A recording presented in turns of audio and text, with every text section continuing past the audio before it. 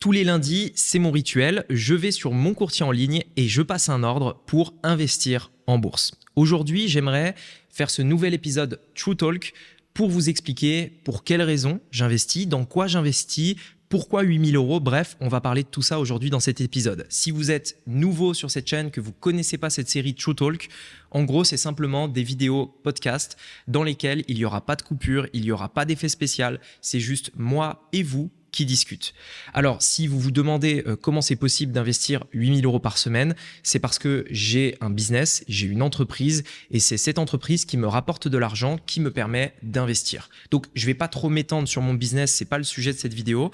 J'aimerais vous expliquer pour quelles raisons j'investis cet argent-là et encore une fois, c'est pas des objectifs financiers, enfin c'est pas des conseils financiers. Donc, mon objectif avec cette vidéo, c'est pas de vous dire d'investir ou pas. J'aimerais simplement vous sensibiliser à l'investissement de manière générale en vous expliquant ce que moi je fais dans mon quotidien. En l'occurrence, j'investis 8 000 € toutes les semaines. Sachez que cet épisode est aussi disponible en version audio, donc si vous souhaitez l'écouter en voiture ou quoi, c'est aussi possible sur toutes les plateformes Spotify, Apple Podcasts, Google Podcasts, Deezer, etc. Alors, pourquoi concrètement j'investis mon argent? Alors, il faut savoir en fait que historiquement, la bourse a une croissance de 10% par an. C'est probablement quelque chose que vous avez déjà entendu un petit peu partout. En gros, on sait qu'il y a de l'inflation, ça existe et que les prix montent. Eh bien, tout comme les prix montent, quand vous investissez votre argent en bourse, ça augmente en moyenne de 10% tous les ans. Pourquoi? Parce que c'est la croissance économique, parce que l'économie mondiale évolue, etc., etc. Et donc, tous les ans, on a une croissance à peu près de 10%. C'est quelque chose qui a été observé depuis très longtemps, depuis que la bourse a existé, avec bien sûr des périodes où ça baisse, d'autres où ça monte beaucoup plus que 10%. Mais en fait, en moyenne, sur une période, on est à peu près autour de 10%. Le truc, c'est que si je n'investissais pas cet argent, donc toutes les semaines, et que je la gardais dans un compte, dans une banque, déjà, je m'expose au risque de laisser l'argent dans une banque. Quand vous mettez votre argent dans une banque, ce n'est pas votre argent, c'est l'argent de la banque. La banque pourra éventuellement vous redonner cet argent quand vous allez le demander. Et encore, si c'est pas, si ça les emmerde pas et que ils veulent bien le faire. Moi, je connais plein d'exemples de personnes qui voulaient récupérer leur argent et en fait, faut remplir des paperasses, etc. C'est limite à se demander si c'est notre argent. Mais bref, je suis pas là pour faire de la politique, c'est pas le but de l'épisode. Mais en fait, si vous laissez votre argent dans un compte, on le sait, avec l'inflation, il perd de la valeur en fait. Chaque jour qui va passer, par exemple, les 1 000 € que vous aviez, ça vaut plus que 950, puis ensuite 900, puis 800. Enfin, vous voyez, ça va perdre en valeur. À l'inverse, si je l'investis en bourse, eh bien derrière, ça va évoluer en valeur. Ça va prendre de la valeur tout simplement, en moyenne 10% tous les ans, si on le garde suffisamment longtemps. Donc pour moi, c'est une raison plus que suffisante parce que c'est pour moi la bourse le meilleur investissement parce que ça demande vraiment très très peu de temps, j'ai pas besoin d'apprendre un truc particulièrement très complexe pour investir en bourse. J'ai pas besoin d'investir dans l'immobilier, de rénover un appartement, etc. Pour moi, c'est l'investissement qui correspond le mieux parce que c'est le plus simple, le plus facile à gérer. Je peux le faire depuis n'importe où dans le monde. Avec mon téléphone, je passe un ordre. Des fois, je suis dans le canapé le lundi et je passe un ordre de 8 000 € pour investir en bourse. C'est aussi simple que ça. Et en fait, ça me rapporte de l'argent sans rien faire en l'occurrence, puisque c'est l'argent qui travaille pour moi. Je vais y revenir juste après. Le truc, c'est que regardez, je vais vous faire réfléchir à un truc. C'est comme ça que je réfléchis et j'ai vu beaucoup d'investisseurs réfléchir comme ça.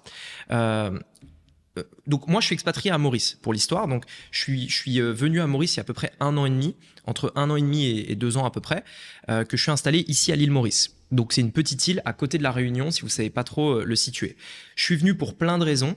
J'adore l'endroit, j'adore le pays, le climat est incroyable, ça parle français, on a très peu de décalage avec la France. Les impôts, c'est également très intéressant. Il y a plein de raisons et j'avais plus envie d'être en France pour plein d'autres raisons aussi. Donc je suis venu à tout simplement l'île Maurice. Et en fait, quand on est expatrié, on regarde aussi toutes les différentes options qui s'offrent à nous. À Maurice, il y avait des visas très intéressants pour venir s'installer. Et quand je me suis expatrié, j'ai voulu comparer en fait avec la Thaïlande.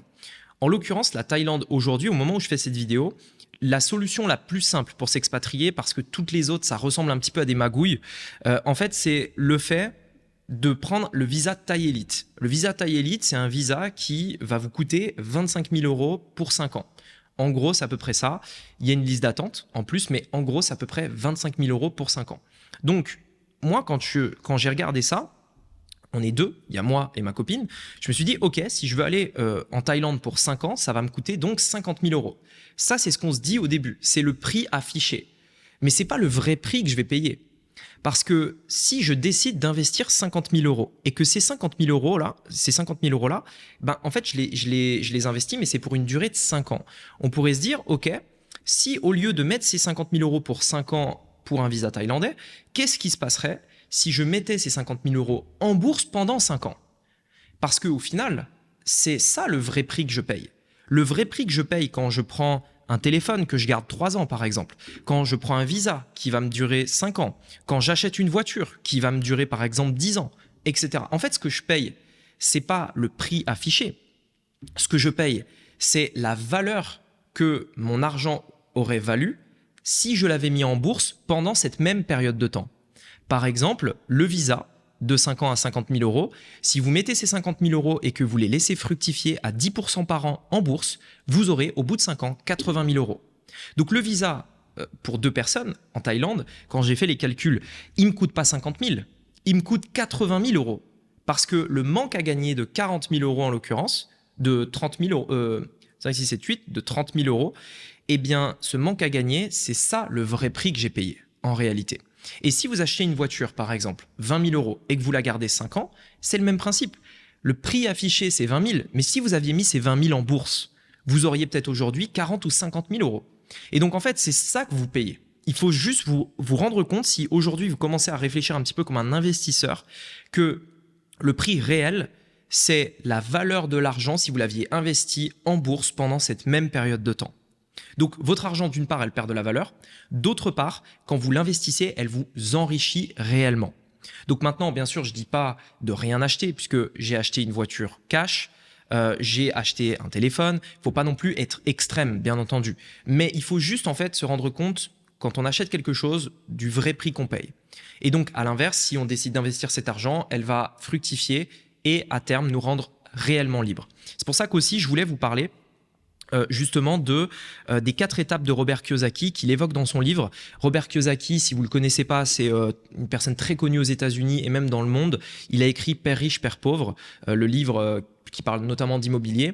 Mais en fait, dans son livre, il parle du quadrant cash flow qui est très, très, très, très parlant puisque ça justifie, ça explique pour quelles raisons, en fait, je décide, entre guillemets, de sacrifier 8 000 euros toutes les semaines que je pourrais dépenser et me faire plaisir. Par exemple, prendre des billets en business régulièrement, voyager, acheter une plus belle voiture. Par exemple, vous voyez, je pourrais prendre une voiture que je paye en financement 5 000, 10 000 euros par mois, par exemple, rouler en Lamborghini, etc. C'est quelque chose que je pourrais faire. Je décide de ne pas le faire pour investir cet argent. Et du coup, je vais vous expliquer pour quelles raisons, pour que vous compreniez réellement ma manière de penser. Déjà, donc, dans son livre, Robert Kiyosaki, en fait, il parle d'une règle très simple. Cette règle très simple, elle est de se payer toujours en premier. Je pense qu'il y a très peu de gens qui ont compris réellement ce que ça voulait dire, donc je voudrais en fait le définir. Se payer en premier, ça veut dire que au début du mois, par exemple, imaginons que vous avez un salaire de 2 000 euros. Au début du mois, avant de payer votre loyer, avant de payer l'électricité, avant de payer tout ce que vous devez payer, vous allez en priorité mettre une partie de cette somme et l'investir pour vous. C'est ça, se payer en premier. C'est au lieu de dépenser cet argent dans toutes les choses du quotidien, restaurant, loyer, voiture, etc. Eh bien, en fait, avant tout ça, vous allez vous payer en premier, c'est-à-dire investir dans quelque chose pour, par exemple, vos vieux jours. Vous allez comprendre pour quelles raisons. Dans son livre, donc ça c'est un peu l'idée de son livre est basée autour de ça, c'est-à-dire la valeur de son livre très forte, c'est celle-ci. Payez-vous toujours en premier. Mais la raison, c'est pour quelle raison en fait. C'est ça qu'on essaie de comprendre. Il explique en fait que le quadrant cash flow, je vous laisserai aller regarder sur Internet, en fait il explique qu'il y a 4 façons de gagner de l'argent et de s'enrichir. La première façon, c'est un petit peu le niveau basique, le plus bas niveau, c'est le fait d'échanger son temps contre de l'argent quand on est salarié. Le problème de ça, c'est qu'on n'est ni libre de son temps, on n'est pas libre également de la somme qu'on va gagner à la fin du mois. Et en plus de ça, on est très limité par rapport à ce qu'on peut gagner puisque je n'ai pas une infinité de temps dans ma journée. Je n'ai que 24 heures. Donc, si je suis payé 10 euros de l'heure, à un moment donné, je vais atteindre le maximum du maximum du maximum que je peux gagner et je ne pourrai pas gagner plus. Donc ça, c'est un certain niveau de richesse, mais c'est le plus bas niveau de richesse. C'est échanger son temps contre de l'argent. Le deuxième niveau, du coup, qui nous partage, c'est le fait de toujours échanger son temps contre de l'argent, mais cette fois-ci, en tant qu'entrepreneur à son compte. Là, on est toujours entre guillemets limité parce que on a un temps limite dans notre journée qui est disponible, mais on peut aller beaucoup plus loin parce que là, on peut décider de changer le prix de nos offres, on peut décider d'avoir plus de clients, vous voyez, on peut vraiment, on est un peu plus malléable et on peut vraiment gagner plus d'argent et c'est là qu'on peut commencer à gagner les 10 000, 15 000 euros par mois assez facilement entre guillemets, mais on est entrepreneur, donc on va pouvoir développer une activité et on est beaucoup moins limité en termes de revenus. Donc ça, c'est la deuxième étape de la richesse qui est déjà très bien. Je pense qu'il y a beaucoup de personnes qui sont à cette étape-là et c'est déjà un très très bel accomplissement. La troisième étape, c'est le fait de devenir, là cette fois-ci, un véritable entrepreneur. C'est-à-dire, dans la deuxième étape, on était plus un solopreneur, c'est-à-dire que vous avez votre business mais vous êtes tout seul. Entrepreneur, vous commencez à recruter des gens, à avoir des salariés par exemple, à avoir des équipes. Et là, en fait, c'est là où vous commencez à gagner de l'argent, mais que cet argent n'est plus corrélé au temps que vous y passez. Parce que si vous avez des équipes, vous continuez de gagner de l'argent même lorsque vous êtes en vacances. Parce qu'il y a des gens que vous payez, ces gens que vous payez vous rapportent plus que ce que vous les payez et vous gagnez de l'argent, vous n'avez plus aucune limite. Là, c'est vraiment le ciel et la limite. Et en plus de ça, ce que vous gagnez n'est pas lié à votre temps, puisque pour avoir plus de temps, vous prenez le temps des autres. C'est-à-dire, si vous, quand vous êtes tout seul, vous gagnez 10 000 euros par mois, vous engagez une personne qui vous rajoute tout de suite des heures de temps de travail qui vous permettent de gagner 10 000 euros de plus. Puis vous en prenez une deuxième, puis une troisième, etc. Et c'est comme ça en fait qu'on va pouvoir atteindre le niveau encore d'après. C'est-à-dire prendre le temps d'autres personnes qui vont nous l'accorder en échange d'un salaire pour tout simplement gagner plus d'argent. Donc ça, c'est le niveau 3 d'enrichissement. C'est pas pour ça que j'investis. J'investis toutes les semaines 8 000 euros pour le niveau 4. Le niveau 4, c'est le niveau ultime, si vous voulez. C'est quand votre argent vous rapporte de l'argent. Donc, il y a une façon très simple de comprendre ça. Robert Kiyosaki l'explique dans l'immobilier et moi, je vais vous l'expliquer avec la bourse puisque c'est le domaine d'investissement qui me passionne le plus. Dans l'immobilier, au lieu de… Donc, par exemple, vous avez 100 000 euros, par exemple. Imaginons, vous achetez un bien cash, peu importe. Je simplifie les calculs. Vous avez 100 000 euros et vous investissez ces 100 000 euros. Une fois ces 100 000 euros investis, une personne va rentrer dans l'appartement et vous payer 1 000 euros de loyer par mois, par exemple. Eh bien, vous venez de générer de l'argent, de créer de l'argent à partir d'argent. C'est pas à partir d'un travail ou d'effort, mais c'est le fait d'avoir de l'argent qui vous rapporte de l'argent, ni plus ni moins. Et pas le temps que vous y passez, ni le temps d'une équipe qui y passe. En bourse, c'est exactement pareil. En bourse, je vais investir 100 000 euros par exemple en bourse, eh bien ces 100 000 euros vont me rapporter tous les ans 10%, c'est-à-dire 10 000 euros. Et donc, en fait, c'est l'argent qui me rapporte de l'argent. Et ça, c'est le niveau, si vous voulez, de liberté ultime, parce que c'est le niveau auquel vous n'avez plus besoin de travailler. C'est-à-dire que vous avez quelque chose qui vous permet d'être totalement libre financièrement, mais également de supprimer le lien qu'il y a entre votre temps et l'argent que vous pouvez y gagner, puisque c'est les deux choses. C'est d'une part, vous êtes illimité en termes de ce que vous pouvez gagner, et d'autre part, vous êtes illimité en termes de temps que vous allez devoir passer à le gérer, puisque ça ne demande absolument aucun temps de gestion. Et donc, en fait, pour bien comprendre ce truc-là, c'est que moi, j'investis, c'est parce que je veux une retraite. C'est-à-dire que dans mon état d'esprit, dans ma mentalité, je sais qu'en France, de toute façon, je suis parti de la France parce que j'ai envie de voyager, j'ai envie de découvrir plein d'autres pays, j'ai envie de voir ce qu'il existe en dehors de la France et d'y vivre. Pas seulement en fait d'être touriste, mais vraiment de vivre ailleurs, dans le monde, d'avoir des vraies expériences avec le local, etc. Et je dis pas qu'un jour je retournerai jamais en France. Je pense qu'il y a des chances, bien sûr, que j'y retourne. Mais en l'occurrence, je peux tirer un trait sur ma retraite. Je veux dire, moi, j'ai jamais vraiment cru. Et dans les faits, je suis même plus en France, donc je cotise pas pour la retraite. Donc il faut que je crée ma retraite. Et donc, la seule façon pour moi de créer ma retraite, c'est d'investir en bourse pour un jour que mon argent me rapporte de l'argent. C'est pas l'État qui me rapporte de l'argent, c'est mon argent qui me rapporte de l'argent. Et donc en fait, si vous voulez, en tant qu'entrepreneur, on a un peu cette responsabilité de se dire euh, on travaille pour investir, pour se payer en premier, afin d'avoir une retraite plus tard. Vous savez, il y a un truc qui m'a vraiment choqué, moi, en France. C'est que j'avais une SAS en France. J'avais une société par action simplifiée, enfin SAS. J'étais actionnaire unique, donc c'est une SASU, c'est la même chose, c'est juste que je suis tout seul dedans. Et j'étais très surpris parce que j'avais une salariée en France, et donc on payait les charges sociales, etc. Mais en tant que propriétaire de l'entreprise, en tant que dirigeant de l'entreprise, je n'avais pas le droit au chômage.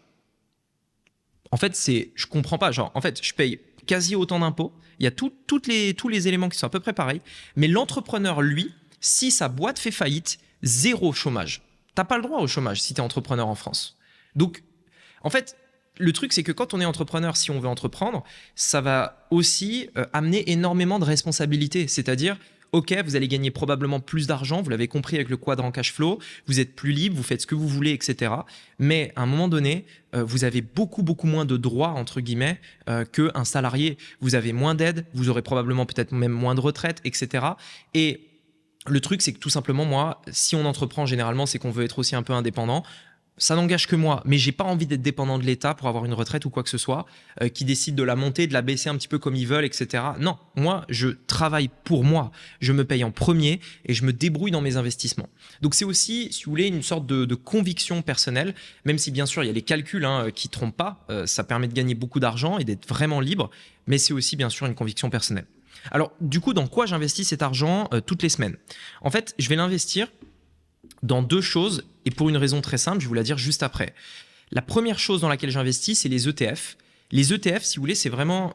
donc si vous ne connaissez pas, mais je vais vous expliquer. En gros, moi, j'achète un ETF. C'est l'ETF sur le marché S&P 500 aux États-Unis. En gros, le S&P 500, c'est un indice qui vous montre les 500 plus grosses sociétés américaines. Dans l'idée, c'est simplement un indicateur. C'est simplement un indice. En France, vous avez peut-être déjà entendu parler du CAC 40. C'est un indice des 40 plus grosses sociétés françaises. Donc c'est simplement quelque chose qui nous dit, OK, comment se porte l'économie en France? On va regarder les 40 plus grosses boîtes françaises pour voir un petit peu comment se tient l'économie française. Est-ce qu'elle est plutôt montante, plutôt baissière, etc. Mais c'est des indices. Donc si je veux uniquement profiter de la croissance française, il faudrait que j'achète chaque entreprise une par une. Et je possède des actions un petit peu des 40 plus grosses sociétés. En plus de ça, ce classement, il évolue parce que d'année en année, les 40 plus grosses sociétés en France, c'est pas toujours les mêmes. Il y en a qui sous-performent, qui sont remplacés par d'autres, etc. Donc, l'idée, c'est quoi? C'est un ETF, c'est quelque chose qui va reproduire la performance de l'indice. C'est-à-dire, au lieu d'acheter vous-même une par une ces sociétés, vous achetez un ETF. Donc, c'est un produit financier que vous pouvez acheter sur n'importe quel courtier. Vous achetez un ETF et vous possédez instantanément une part des 40 plus grosses sociétés françaises, une part des 500 plus grosses sociétés américaines, etc., etc. Donc moi, en fait, ce que j'ai fait, c'est que j'investis en partie dans un ETF dans lequel je possède une part des 500 plus grosses sociétés américaines. Également, j'investis dans des actions à dividendes. Et là, en fait, moi, je vais aussi remercier mon ami Roman Payet, que peut-être que vous connaissez, qui d'ailleurs était expatrié à Maurice, qui est retourné en France récemment, avec qui il m'a beaucoup aidé aussi dans l'investissement dans les actions à dividendes. Mais en gros, une partie de mon portefeuille est dédiée aux actions à dividendes, c'est-à-dire que je vais acheter des actions comme par exemple Apple, Google. Il y a également dans mon portefeuille Mastercard, Visa. Enfin, il y a plein d'actions que vous pouvez acheter. Et en fait, je vais acheter ces actions-là pour tout un tas de raisons. Je vais pas trop m'étendre là-dessus, ça prendrait des heures et des heures et des heures. Mais les dividendes, c'est également une autre source de revenus. Pour l'instant, on a parlé du fait que vos actions, votre argent va évoluer dans le temps, va prendre en valeur. Ça, c'est une façon de gagner de l'argent en bourse. La deuxième façon de gagner de l'argent en bourse, il y en a d'autres, mais les deux principales, c'est celle-ci. La deuxième façon, c'est les dividendes. C'est-à-dire que, étant propriétaire d'une action, j'ai le droit à une partie du bénéfice chaque année, proportionnellement à ce que je possède de l'action. Donc par exemple, si je possède 1% de l'entreprise, à la fin de l'année, je vais avoir 1% des bénéfices qui vont être redistribués. Donc c'est mes dividendes. Et avec les dividendes, si vous possédez à terme suffisamment d'actions en bourse, eh bien vous pouvez avoir une source de revenus qui tombe tous les mois, qui sont des revenus qui viennent d'un excédent de trésorerie, d'un bénéfice qu'une société va réaliser. Et donc, ça, c'est également une autre source de revenus. En plus de la plus-value de votre portefeuille, vous avez aussi une source de revenus réelle qui vient d'entreprises qui travaillent pour vous. Et donc, si vous voulez, on développe une source de revenus alternative, un revenu passif, 100% passif. Pour le coup, on parle souvent de revenus passifs sur Internet. Mais pour moi, un revenu passif, c'est quelque chose auquel vous devez passer 0 seconde par mois. Pas 1 seconde. Et je connais que la bourse qui permet de faire ça. L'immobilier, c'est pas un revenu passif. Parce que, en fait, ne serait-ce que déclarer vos impôts sur l'immobilier, ne serait-ce que, par exemple, je sais pas moi, faire rentrer un locataire, etc., tout de suite, c'est pas passif. La bourse, en soi, et investir et recevoir un dividende, c'est le revenu le plus passif qui existe. Il n'y a pas d'autre revenu passif pour moi. C'est vraiment le revenu passif par excellence. Donc, c'est aussi pour ça que je le fais. Pour ça que je le fais en bourse. Historiquement d'ailleurs, hein, la bourse est moins risquée que l'immobilier. Il y a plein de statistiques là-dessus. Donc voilà, pour toutes ces raisons-là que je vais le faire en bourse. Maintenant, j'aimerais vous représenter ce que ça peut me permettre d'atteindre, mes objectifs en réalité visés, que d'investir 8 000 € par semaine. 8 000 € par semaine, sur 3 ans, ça représente 1 million en bourse. C'est-à-dire que si on prend un rendement d'à peu près 10% par an, plus on met 8 000 € toutes les semaines, en 3 ans, j'ai 1 million d'euros qui est investi en bourse. En 13 ans, j'atteins le cap des 10 millions. Donc en bourse, au bout de 13 ans, en faisant ça toutes les semaines, je vais atteindre les 10 millions avec bien sûr un rendement de 10% par an. Et en 25 ans, donc d'ailleurs, vous voyez, aujourd'hui, j'ai 26 ans, bientôt 27. Donc théoriquement, à 40 ans, simplement en continuant de faire ça, c'est-à-dire j'ai rien d'autre à faire que de faire un virement toutes les semaines sur mon courtier, eh bien, pile à l'âge de 40 ans, j'aurai donc 10 millions en bourse. C'est aussi simple que ça. Juste en faisant, imaginons que j'arrête de faire tout ce que je fais à côté, etc. Je fais plus que ça. 8 000 € tous les lundis, au bout de 10 ans, à mes 40 ans, j'aurai donc 10 millions en bourse qui me rapportent donc environ 1 million par an, puisque ça rapportera 10% par an à peu près, pour vous donner un ordre d'idée. Bien sûr, maintenant, il faut une source de revenus qui me rapporte 8 000 € par semaine et plus. Ça, c'est un autre débat, mais c'est juste pour vous expliquer un petit peu le concept. En 25 ans, ça représente 42 millions d'euros en bourse. Donc, vous voyez aussi le vrai effet cumulé. Donc, moi, si vous voulez, c'est ma vision. C'est-à-dire que je veux développer un vrai patrimoine, je veux gagner beaucoup d'argent aussi dans ma vie, mais sans me tuer au travail. Donc, je travaille aujourd'hui, tous les jours un petit peu, pour pouvoir me payer moi-même, pour pouvoir investir ces 8 000 € par semaine et à terme avoir plusieurs dizaines de millions en bourse investis. Et sachez-le, 42 millions à 10% par an, ça va représenter environ 3 800 000 € par an de rendement, sans parler des dividendes. Juste le fait de posséder 40 millions en bourse, ça vous rapporte 4 millions tous les ans. 4 millions tous les ans, c'est 400 000 € par mois, hein, juste pour vous expliquer tout ça. Et donc, en fait, le truc, c'est que ça montre aussi un truc, c'est que sur Internet, on voit beaucoup de personnes, et moi le premier, qui disent « Regardez, je gagne 50 000, 100 000, 600 000 par mois, 1 million par mois. » Enfin, j'en sais rien. Il y a plein de gens qui disent ça. La réalité, c'est que quand on se pose et qu'on réfléchit, vous voyez que ce plan-là, je l'ai fait en partant de moi là où j'en suis. J'investis 8 000 € par semaine. Ça représente environ, allez, on va dire 30 000 € par mois à peu près. Ça veut dire qu'en gagnant 30 000 € par mois, ou plutôt en investissant 30 000 € par mois, théoriquement, au bout de 25 ans, j'ai plus de 40 millions et je gagne 400 000 par mois simplement en faisant ça. Et donc, ça montre aussi un point très important, parce que là, c'est des grosses sommes, je veux bien vous l'accorder, mais ça montre aussi des choses très importantes. C'est que si vous investissez un petit peu tous les mois, vous allez, et en fait, c'est très contre-intuitif. Je pense qu'il y a beaucoup de gens qui ne l'ont pas réalisé parce que c'est très contre-intuitif. Mais si vous investissez un petit peu tous les mois, vous allez dans votre carrière gagner plus d'argent avec vos investissements que dans votre travail. Vous allez gagner plus d'argent dans les investissements que vous allez faire en bourse, qui vous demandent aucun temps de gestion, aucun temps de travail, plutôt que dans l'activité que vous faites tous les jours au quotidien. Ça paraît complètement fou, mais on peut partir du principe que une personne dans sa vie avec un salaire très standard va gagner entre 800 000 et 1 million d'euros dans sa vie. C'est à peu près ce qu'elle va gagner en termes de revenus. Eh bien, si cette personne-là investit une partie de cette somme tous les mois en bourse, il est quasi certain qu'à la fin de sa vie, elle ait gagné plus d'argent avec la bourse qu'avec son activité qu'elle pratique pourtant tous les jours, pour laquelle elle se lève tous les matins, qu'elle va au travail, au bureau, qu'elle finit tard le soir, qui l'empêche de voir ses enfants, etc., etc. Et en plus, qui lui donnera une retraite qui est ridicule par rapport à toutes ces années de travail et de dur labeur qu'elle aura fait. Donc, si vous voulez, pour moi, c'est ma vision. En tout cas, j'ai essayé de vraiment vous peindre tout le tableau, de vous expliquer le plan, de vous expliquer toute ma manière de penser pour peut-être vous aussi vous faire réfléchir sur le fait de commencer à vous payer vous-même en premier. Alors, pourquoi 8 000 € par semaine et pourquoi ne pas, par exemple, investir tout de suite 400 000 € par exemple? Donc, j'aurais pu, par exemple, étant donné que mon business fonctionne très bien, j'aurais pu, par exemple, investir tout de suite 400 000 € en bourse. Dac, on démarre, 400 000 € et puis j'avance régulièrement et tous les ans, je fais un gros virement de 400 000 €.